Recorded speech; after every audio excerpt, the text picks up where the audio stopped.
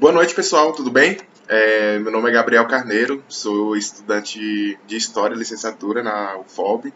Eu estou aqui como parte de um projeto, né, da disciplina Prática de Ensino e História do Brasil, que é basicamente preparar vocês aí que estão assistindo, provavelmente são estudantes, né, do ensino médio, que estão se preparando para o Enem, ou então também colegas aí da graduação que queiram receber algumas dicas sobre processos seletivos.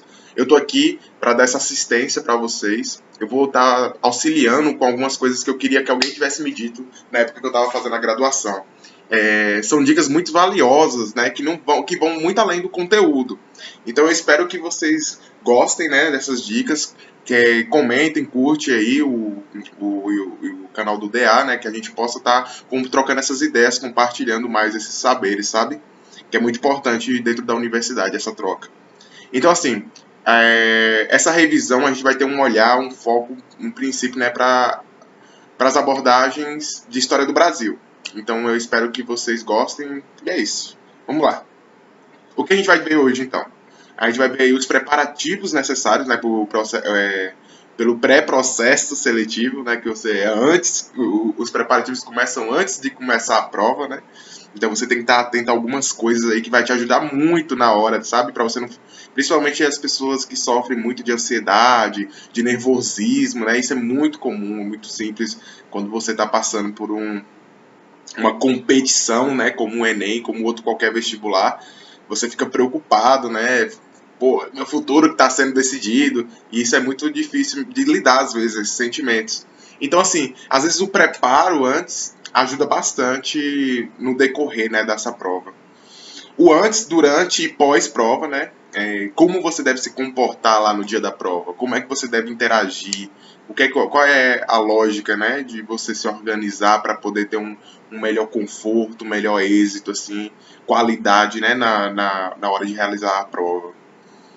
O terceiro ponto é pontuar, né, que a revisar, como você pode revisar o conteúdo mesclando o mesmo é, entre vários outros, sabe? Então, considerando que os conteúdos eles não são coisas individuais, que estão presas em caixinhas, mas que são coisas que estão misturadas, que estão se embaralhando, que elas se entrelaçam. Não tem na química, quando uma substância química ela tem várias ramificações, então na história é a mesma coisa, nas outras disciplinas. Cada uma vai ter interligações, que vai colocando outros pontos que são importantes para aquela substância. É a mesma coisa dentro dos conteúdos, né? E como a gente pode responder essas questões de história, né? Nosso olhar hoje vai ser um pouco direcionado para isso. E como a gente pode responder questões de história do Brasil? É diferente de responder questões de história geral ou é a mesma coisa? Então, assim, hoje a gente vai estar dando esse olhar específico para isso e considerando todos os aspectos, né, que não vão só necessariamente ao ato de assinalar as questões e entregar o cartão resposta lá, né? Então vamos lá. Os preparativos. São 3 pontos que é muito interessante a gente colocar como como questões que devemos ponderar bastante na hora de se organizar, né, para uma avaliação, seja ela qual for, uma prova, né, um processo seletivo. Então, a primeira é identifique qual é a forma de estudo ideal para você. Hoje já é um pouco corrido, né? Você começar a estudar para o Enem. Que é uma renca de conteúdos e tudo mais. Então, assim, o ideal seria você se organizar agora, né? Pessoas que estão inseguras em relação a isso. Faça o Enem. Esse ano já fez a inscrição. Vê no que dá, se seus conhecimentos estão aflorados, né? Estão bem compatíveis. Aí pronto, você consegue fazer uma boa prova. Tranquilo. Aproveite isso. Mas se você se sentir seguro e sabe que não vai ter uma boa prova porque não estudou muito e tal, pronto. Se prepare para o próximo ano, veja se é possível, né? Primeiro se isso acontece, se isso é de acordo com a sua realidade. Perceba aí qual estudo é ideal para você. Se você aprende mais conversando, se você aprende mais quietinho, em silêncio, ouvindo ali, ou então se você aprende mais escrevendo. Perceba isso, estude você. Entenda como a sua mente funciona, sua organização, a partir de quais livros você tem mais familiaridade, ou então, se eu tenho uma afinidade mais com determinada área, é uma coisa que eu gosto mais de estudar, pronto, perceba isso, essas características, porque aí você vai poder separar certinho o que você precisa fazer para ter uma boa prova, né, no dia, um bom estudo, um bom acompanhamento, uma boa composição, né, arcabouço teórico para chegar na prova compatível, e quem sabe realizar uma boa prova, né, com muito êxito. Também tem, quanto mais próximo da prova, evite estudar conteúdos específicos em foco em atualidades. No caso, agora, né? Agora não é um bom momento para que você fique fissurado em estudar, né, conteúdos específicos. Dá para estudar? Dá. Em uma semana você consegue fechar aí, se você tiver tempo, né, não tiver outras obrigações, mas você consegue fechar fácil um assunto de história do Brasil aí completo. Se focar bastante, né, umas 5 horas por dia, por exemplo, de estudo. Mas isso é um indicado? Não. Porque a gente precisa ter uma absorção daquele conteúdo, né? E eu não falo que a gente é uma esponja, né? Eu não falo que a gente é um animal que vai tocar no conteúdo e vai absorver todo o conhecimento dele. Não, não é isso que eu quero dizer. Mas é que o conteúdo é uma coisa que a gente trabalha, sabe? Não é uma coisa que ele fica parado lá. Você cria consciência desse conteúdo, constrói narrativas dele, da sua realidade, do que é que está acontecendo, o que é que aquilo ali tem a ver com o mundo real.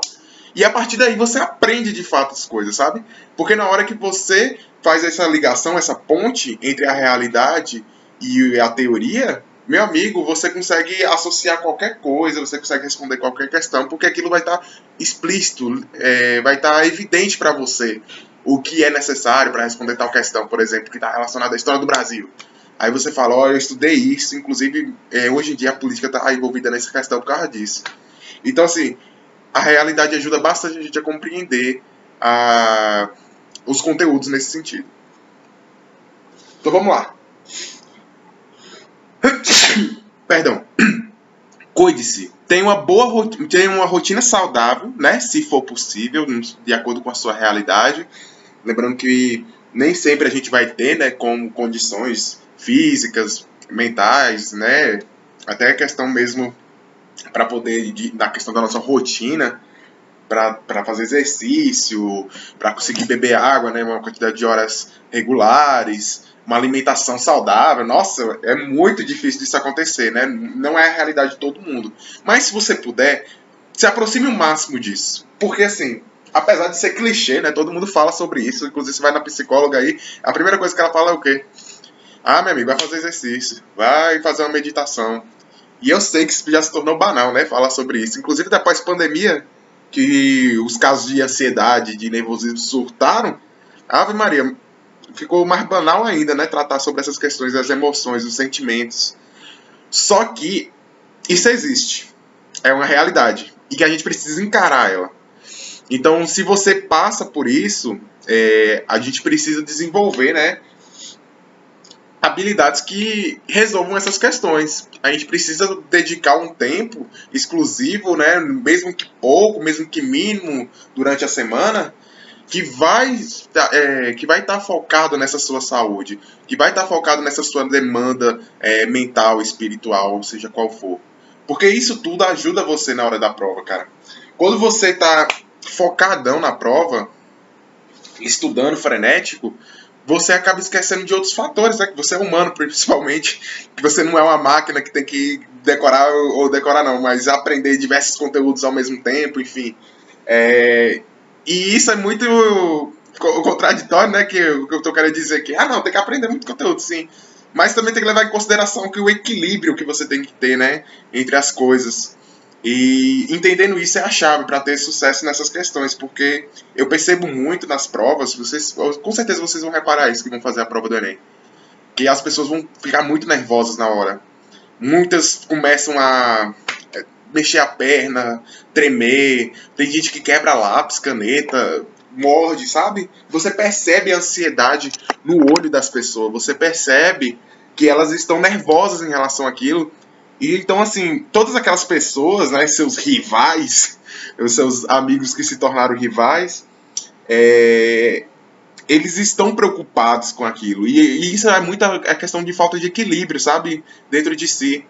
Então, controlar essas emoções, tipo a meditação, que ajuda bastante nisso, é comprovado cientificamente, né? Não é uma brincadeira. Então, com exercícios como a meditação, você vai conseguir se centralizar, focar no que é importante, né, naquela hora da prova. Então, cuidar-se é uma forma de se preparar para uma prova, né? De manter o equilíbrio, de criar essa mentalidade, né? Como diria eu, os coach, tem que configurar seu mindset. É por aí. Então, olha aí a foto do cara se hidratando. Rapaz, hidratação é uma das coisas mais importantes durante uma prova.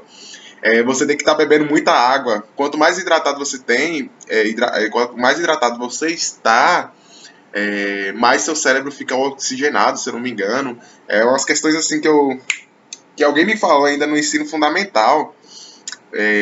Que quando a gente for fazer uma prova, beba bastante água, e que isso vai estar te ajudando, né, a realizar essa prova. Mas toma cuidado também para não ir no banheiro toda hora. O antes, durante e pós-prova. Vamos lá. Dicas que são muito importantes para o dia da prova. Só para a gente ter uma ideia aí de como essa prova funciona, né? A primeira ali, no canto, né? Inferior esquerdo. Separe roupa, caneta, documentos e refeições no dia anterior. Se for possível, se for de acordo com a sua realidade.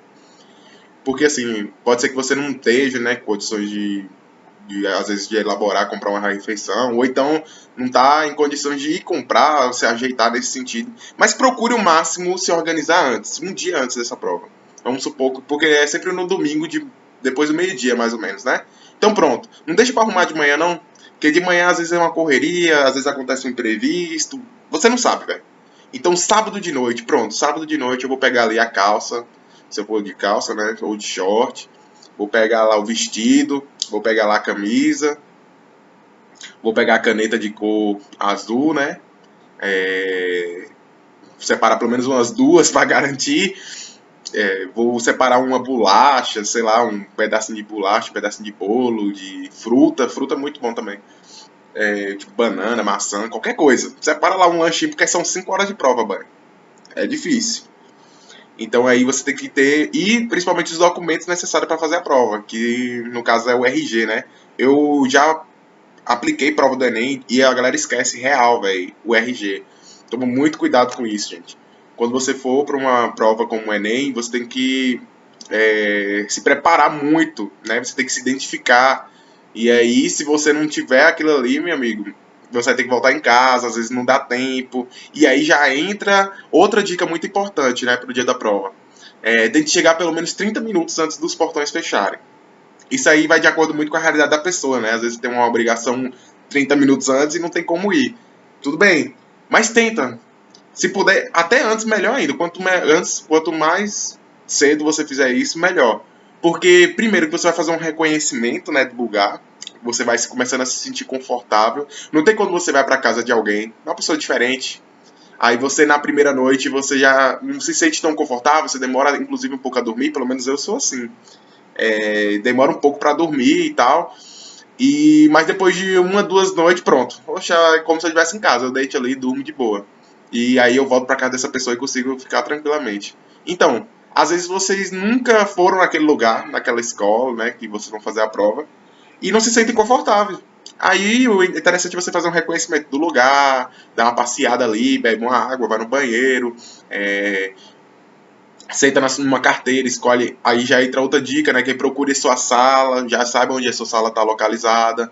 Procure um lugar mais confortável, né? Dentro da sala de aula. Porque assim, na sala, depende do tipo de pessoa que você é. Se é uma pessoa frienta, evita ar-condicionado, evita ventilador. Você é uma pessoa calorenta, evita partes que estão com sol. Pense aí a posição do sol. Aqui meio-dia o sol não está aqui, mas depois ele vai bater nessa janela aqui e vai esquentar. Pronto, não fica perto da janela. Procure um lugar que vai ser mais confortável para você, que você não vai ter distração nenhuma, boy. Porque aí você vai ter uma qualidade na hora da sua prova, um foco fortíssimo, que vai ser surreal, sabe?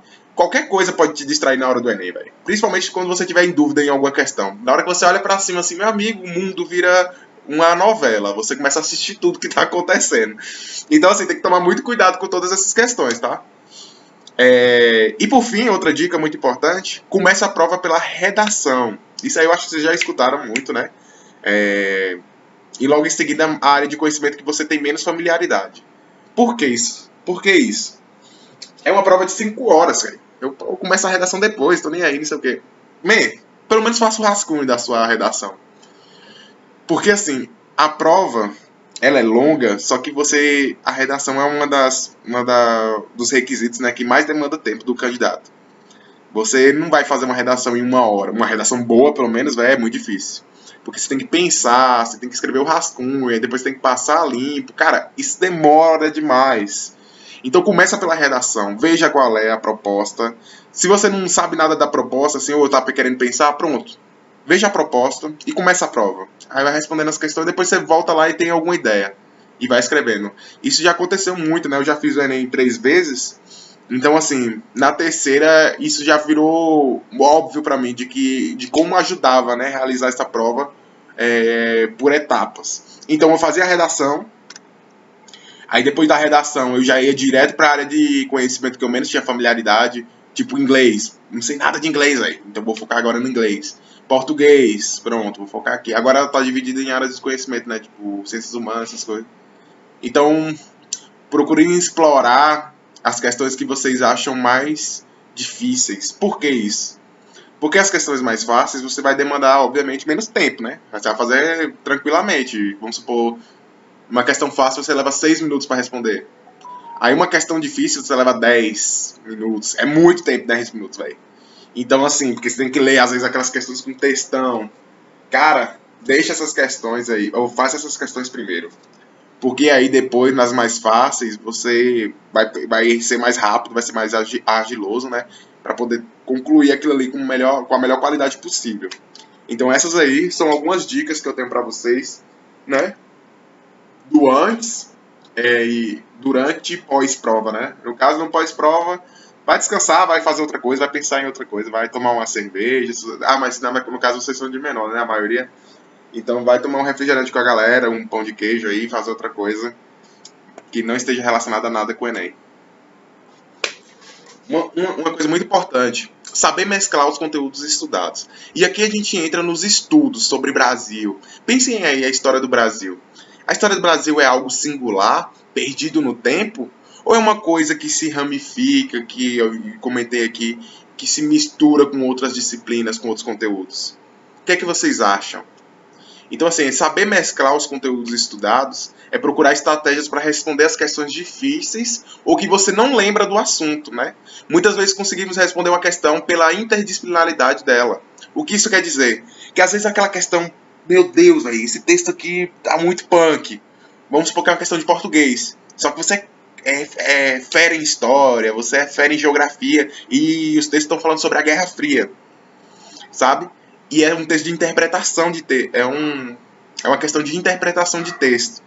E está falando de Guerra Fria e pronto. Você sabe muito sobre Guerra Fria.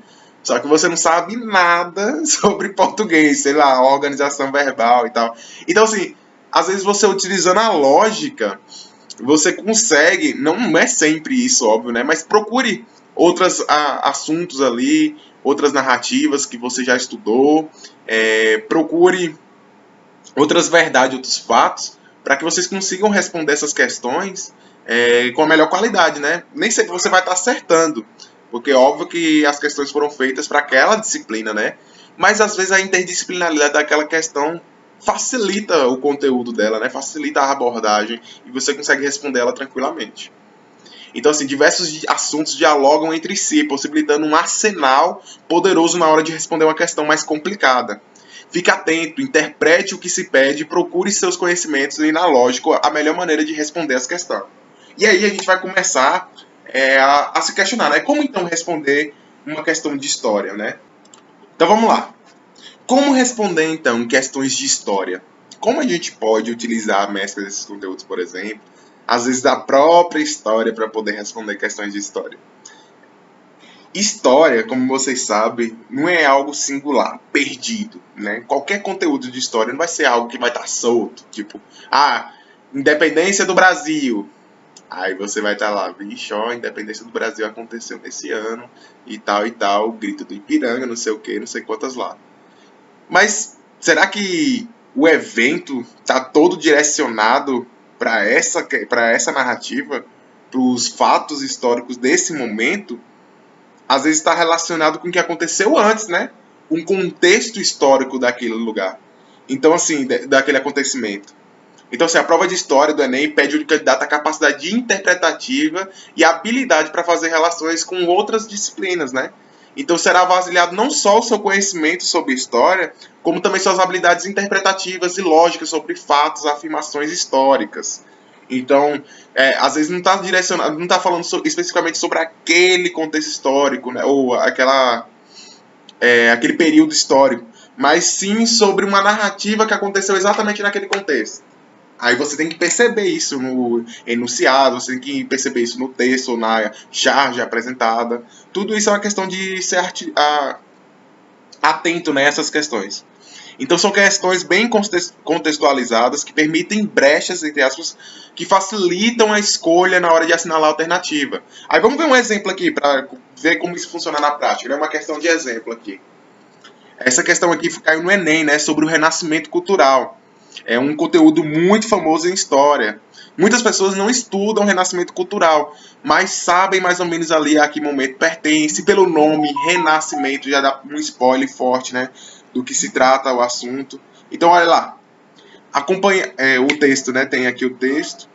Eu costumo ler, ó a dica aí, o enunciado primeiro, né? Então, o texto apresenta um espírito de época que afetou também a produção artística, marcada pela constante relação entre, ou seja, o texto aqui vai apresentar uma relação entre arte e alguma outra coisa, né?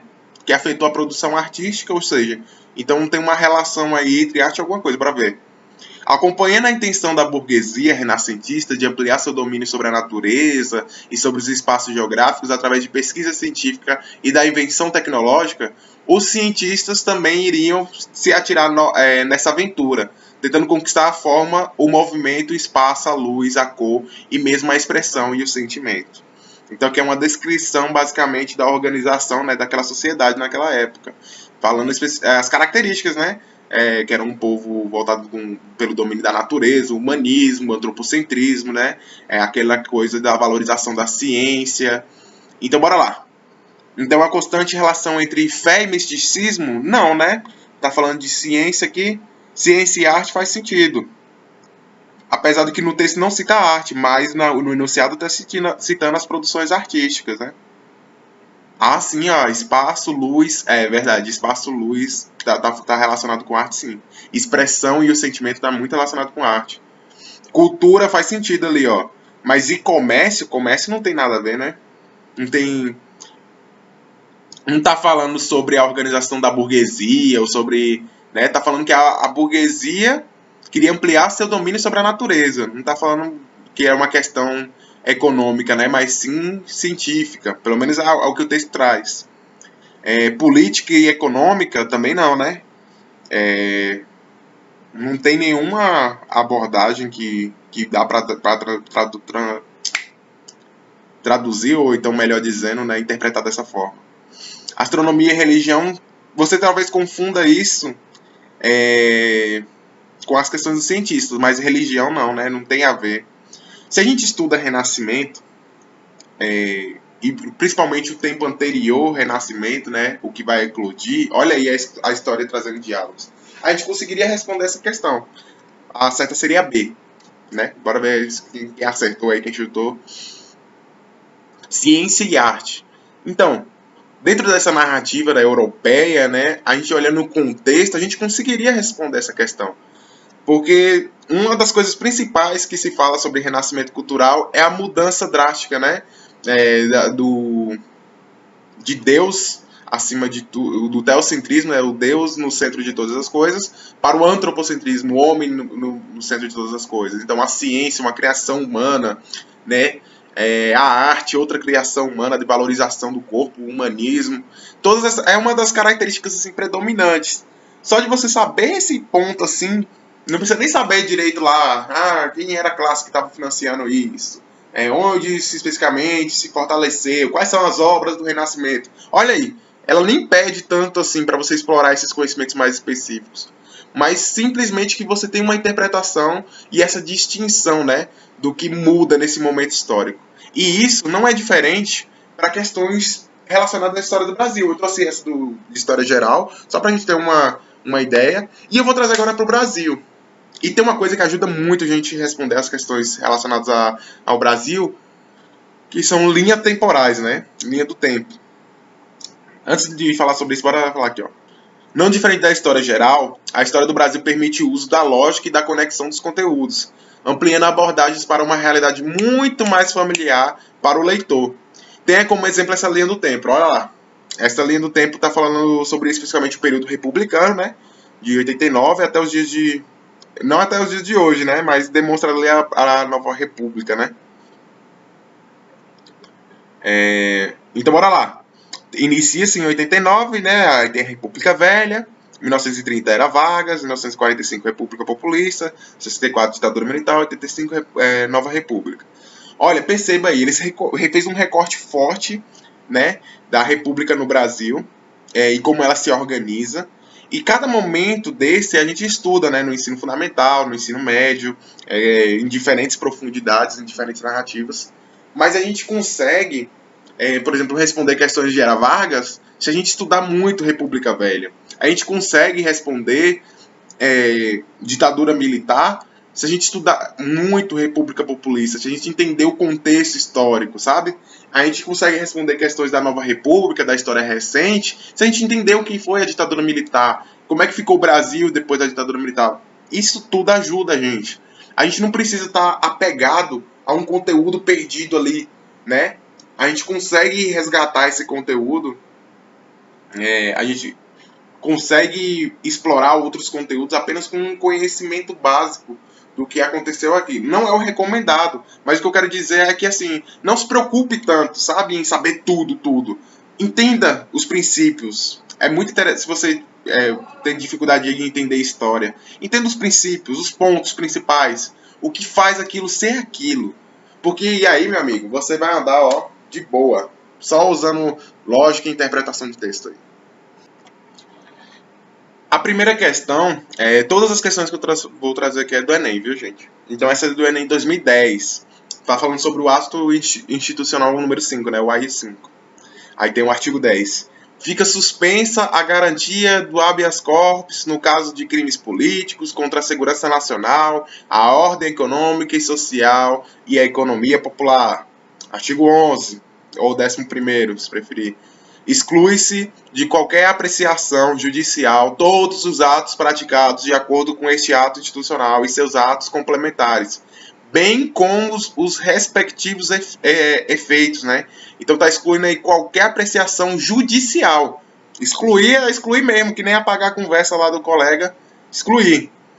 Então olha lá, nos artigos do AI-5 selecionados, o governo militar procurou limitar a atuação do poder judiciário.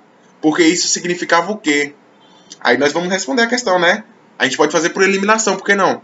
A substituição da Constituição de 67? Não, né? Não tem nada. Se a gente ler os artigos de novo aí, não vai ter nada relacionado, né? A questão de construção de Constituição.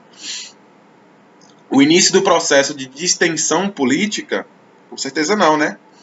A política não se distende nesse momento. A garantia legal para o autoritarismo dos juízes é como se estivesse dizendo assim que o judiciário começou a tomar força. Não, né? O artigo 11º fala que exclui qualquer apreciação judicial. A ampliação dos poderes na mão do executivo, olha aí, essa aí tá interessante, não tá? A revogação dos instrumentos jurídicos implantados durante o regime militar de 64. Então a revogação, a volta de instrumentos jurídicos, não, né? Só essa palavra forte, o excluir, né? Tá dizendo ali, o que é excluir? É apagar, né? Distanciar, se preferir. Evitar, né? Vamos ter vários sinônimos aí para excluir. Mas procure colocar outras palavras para você perceber. Então estamos colocando aí que o judiciário está se afastando, né? Ele não está se aproximando, ele está ganhando força, ele não está crescendo. Então a questão que faria mais sentido, e é a questão correta, é a letra D. A ampliação dos poderes na mão do executivo. Então o executivo ele toma essa força né, do judiciário para poder organizar atos, né? Como o próprio artigo 10º aí fala, né, da suspensa a garantia do habeas corpus para qualquer crime. Então vai liberar a tortura, né? Começa as coisas a ficar mais tensas é nesse momento, né? O Poder Executivo ele começa a tomar essas atitudes, né, acima do Judiciário. Outra questão. Então, olha lá, só pela interpretação do texto dá para responder. Teve algum assunto relacionado específico? Não, aqui, ó. A gente, só pela lógica, pelo entendimento básico, assim, do assunto e pela compreensão do texto, a gente consegue responder as questões, gente. Por isso que a gente tem que manter muita calma, né, e se preocupar no que está sendo dito. Então, bora lá. Essa de 2014. A Comissão Nacional da Verdade, a CNV, reuniu representantes de comissões estaduais e de várias instituições para apresentar um balanço dos trabalhos feitos e assinar termos de cooperação com 4 organizações. Aí o coordenador da CNV estima que até o momento a comissão examinou por baixo cerca de 30 milhões de páginas de documento e fez centenas de entrevistas. Então aí está falando sobre alguma comissão aí que existiu, né? Provavelmente algum de vocês já ouviu falar, né, da Comissão Nacional da Verdade, que estava reunindo comissões estaduais e de várias instituições para apresentar o que estava acontecendo, né, nos documentos que eles estavam estudando. E disse que por baixo já conseguiram ver mais de 30 milhões de páginas de documento e conseguiram fazer várias entrevistas. Olha lá, a notícia descreve uma iniciativa do Estado que resultou da ação de diversos movimentos sociais no Brasil diante de eventos ocorridos entre 64 e 88. Olha aí, lembra que eu falei da linha temporal? Às vezes, saber relacionar um período histórico com a data é muito importante, né? Não significa dizer que é uma coisa que você precisa decorar, que você precisa... Mas é interessante você saber, sabe? Porque você só de saber a data aí, você saberia que está falando da ditadura militar. 64 a 88, e tá falando aqui, ó, movimentos sociais do Brasil, né? Tá falando de uma iniciativa do Estado, essa Comissão Nacional da Verdade, que ela surgiu a partir de movimentos sociais do Brasil sobre os eventos que estavam acontecendo na ditadura. Ou seja, só pela interpretação do texto a gente já sabe que eram pessoas que eram contra a ditadura, né? Viram o que aconteceu, organizaram essa Comissão Nacional da Verdade. E pelo nome Comissão Nacional da Verdade, a gente consegue saber sobre o que era essa comissão? Sabendo o que foi a ditadura, a gente consegue saber. Às vezes você não tem um assunto aprofundado, mas pela lógica a gente consegue entender as coisas, não consegue não? Vamos lá! O objetivo dessa iniciativa era o quê? Anular a anistia concedida aos chefes militares. Acho que não, né? Me pareceu um grupo que era contrário. Então, rever as condenações judiciais aos presos políticos. Olha, pode até ser, né? Por que não? Perdoar os crimes atribuídos aos militantes e esquerdistas. Será que estava relacionado a essa questão? Comprovar o apoio da sociedade aos golpistas anticomunistas? Ou, por fim, esclarecer as circunstâncias de violação aos direitos humanos? Olha aqui, rever as condenações judiciais aos presos políticos. Como a gente está falando de movimentos contra, essas questões podem chamar bastante atenção nossa, né? Vocês acham aí que é qual? A verdade é que a letra E é a resposta correta. Explicarei o porquê. A Comissão Nacional da Verdade foi criada para poder responder as questões, né? Para trazer a verdade à tona do que aconteceu de fato na ditadura. Toda aquela censura, toda aquela proibição, tudo aquilo que estava excluído, apagado, eles queriam trazer à tona. Por isso que traz essas questões dos documentos, sabe? Então, assim, esclarecer as circunstâncias e as violações dos direitos humanos. Como os direitos humanos foram infringidos nesse momento. Não havia... Os crimes relacionados aos militantes esquerdistas já tinham sido liberados, né? Os que não foram torturados e mortos foram soltos, né? Rever condenações judiciais aos presos políticos. Não, presos políticos deixaram de existir nesse momento, sabe? Então, assim, é uma questão que a gente olha com um esclarecimento, né? Uma abordagem interpretativa e consegue responder. Tranquilo? Bora lá? Olha a outra questão aí.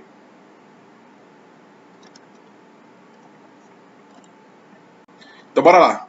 Última questão aí. São 2 textos, né? Nossa, prova de história é muito texto, sabe? Então, assim, isso é bom, porque você consegue se basear no texto muito para responder essa questão. Bora lá. O texto 1 fala sobre... O presidente do jornal de maior circulação do país destacava também os avanços econômicos obtidos naqueles 20 anos. mas ao justificar sua adesão aos militares em 64, deixava clara sua crença de que a intervenção foi, né, no caso, imprescindível para a manutenção da democracia.